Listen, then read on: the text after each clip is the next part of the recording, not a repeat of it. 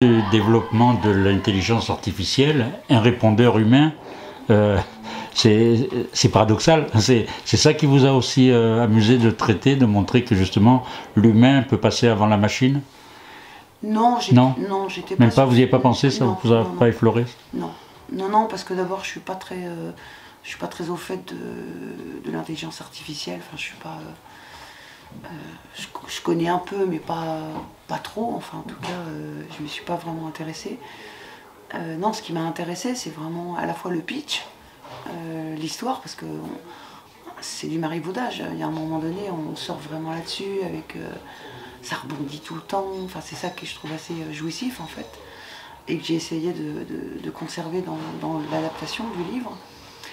Ce qui m'a beaucoup intéressé aussi, et dont on parle moins, c'est le rapport entre Baptiste et Elsa, la fille de Pierre Chauzaine, qui est peintre. Et je trouvais intéressant en fait de faire poser un homme, c'est-à-dire que tout ce qui se joue autour de la pose, de la peinture, d'inversion des rôles, ça m'intéressait parce que, voilà, sans que ça soit militant, quand Elsa, à un moment donné, elle dit à Baptiste, qui fatigue un peu, pense à toutes ces femmes qui ont posé pendant des heures.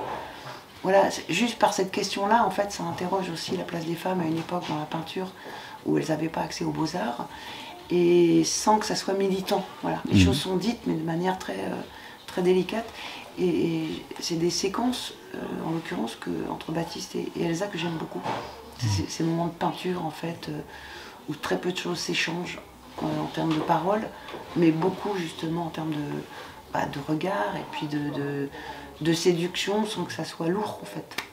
Et pour vous, en tant que comédien, c'était un challenge? Quoi exactement? Ce personnage-là, parce que vous avez une multiple facette là. Pour compléter, si je peux me permettre, parce que c'est aussi à vous que je vous ai découvert à l'abordage, et vous êtes déjà un homme gentil, quelqu'un de gentil, là vous êtes encore quelqu'un de gentil, donc vous pourrez répondre, c'est facile de jouer quelqu'un de gentil. Est-ce que le César qui a été remis à Karim vous a touché? Parce que c'était un peu son discours aussi. Oui. Voilà, je complète un peu Non, mais je sais pas trop, comment dire. En tout cas, oui, ça a été un défi. Ça c'est clair. Je pense qu'il y en avait plusieurs. Plusieurs que j'ai peut-être sous-estimés. Je pense que le rapport à l'imitation, bon, en tant qu'acteur, moi j'ai pas le don de l'imitation. Donc j'ai dû travailler avec mes armes à moi, c'est-à-dire l'incarnation, et être dans l'observation de l'autre, essayer de capter des choses chez les personnages que je devais imiter, en tout cas que je devais donner l'impression d'imiter. Et ça, c'est un travail similaire entre l'acteur et l'imitateur. Mais j'ai dû travailler avec mes armes, donc oui, il y a du défi, mais il y avait des choses que je ne me sentais pas forcément capable de faire au préalable. Donc il est là l'endroit du défi. Je pense que le fait de chanter vraiment en donnant l'impression d'être quelqu'un d'autre, ça c'est quelque chose que j'avais jamais fait.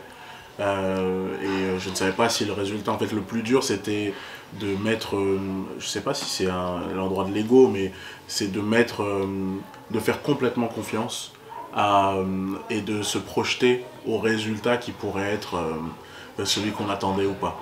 Et je dirais que pour beaucoup de scènes, il n'y a que Fabienne qui pouvait le savoir. Donc moi, elle me dirigeait comme elle aurait dirigé un imitateur, en me disant là tu y es, là tu y es moins. Et moi, je devais faire confiance, parce que dans ces cas-là, on ne peut pas se faire confiance à soi-même. Voilà, et puis moi, je ne dirais pas forcément que le personnage de Baptiste est un personnage de gentil.